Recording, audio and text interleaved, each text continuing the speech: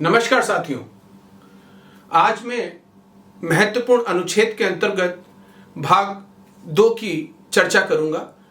पिछले वीडियो भाग 1 में मैंने कुछ उन महत्वपूर्ण अनुच्छेद की चर्चा करी थी जो आने वाले एग्जाम में आने की पूरी संभावना है।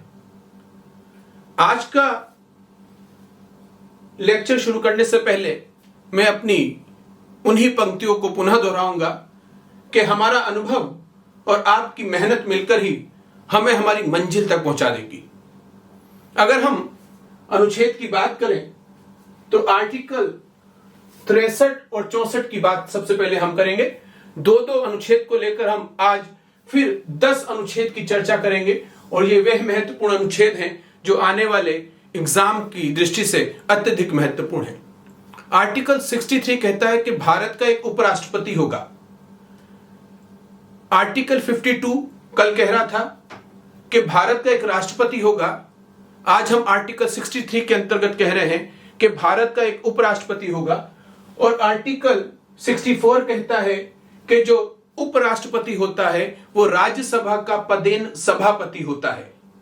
जो भी उपराष्ट्रपति होगा वो राज्यसभा का एक्स ऑफिशियो होगा, अर्थात राज्यसभा अपने सदस्यों में से उपसभापति को चुनेगा, परंतु सभापति कौन होगा?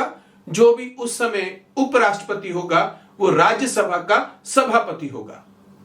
राज्यसभा का उपसभापति अपना इस्तीफा सभापति को देता है और सभापति उपराष्ट्रपति होता है, इस कारण वो अपना इस्तीफा राष्ट्रपति को देता है।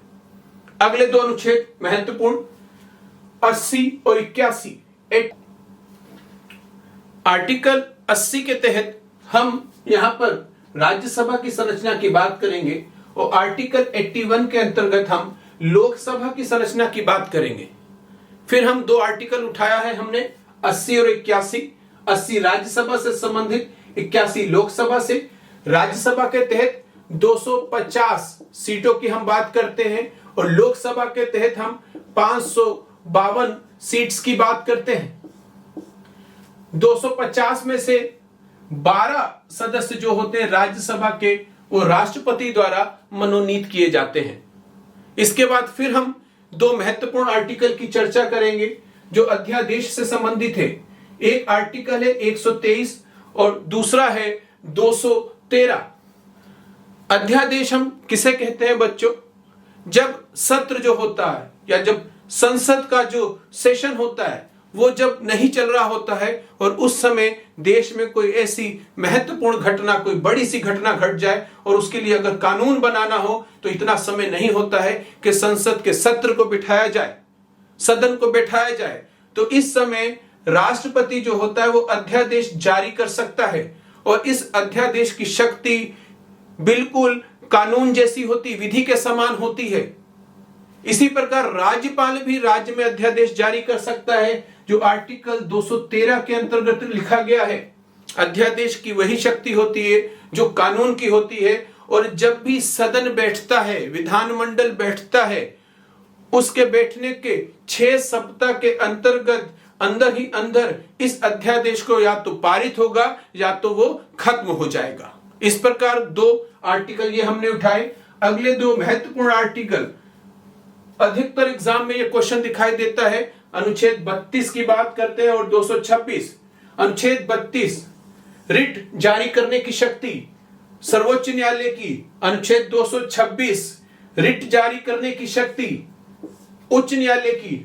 अर्थात यदि मौलिक अधिकारों का हनन होता है तो अनुच्छेद 32 हमें कहता है कि हम सीधे सुप्रीम कोर्ट में जा सकते हैं और अनुच्छेद 226 कहता है कि हम सीधे हाई कोर्ट में जा सकते हैं और ये दोनों ही न्यायालय रिट जारी कर सकते हैं। हमारे अगर मौलिक अधिकारों का हनन होता है तब हम इन अनुच्छेदों का प्रयोग करते हैं।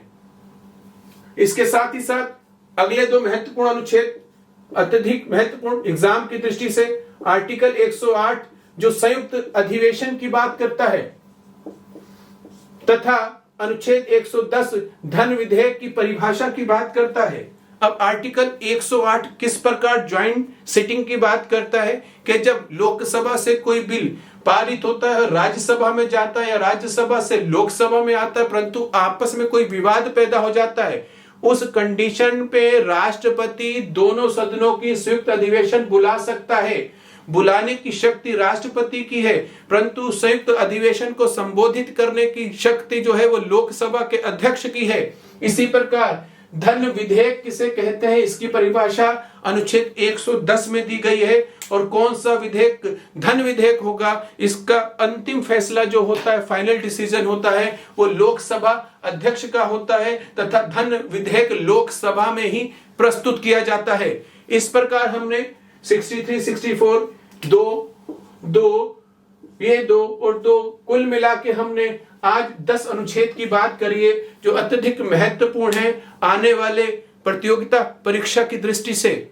इससे पहले हमने कल 10 लास्ट वीडियो में 10 की बात की थी, 10 और आने वाले फिर वीडियो में हम 10 महत्वपूर्ण अनुच्छेद की बात करेंगे, जो लेखपाल का एग्जाम यूपी SSC के थ्रू होने वाला है, दरोगा का एग्जाम होने वाला, और सभी एग्जाम की दृष्टि से महत्वपूर्ण अनुच्छेद हैं।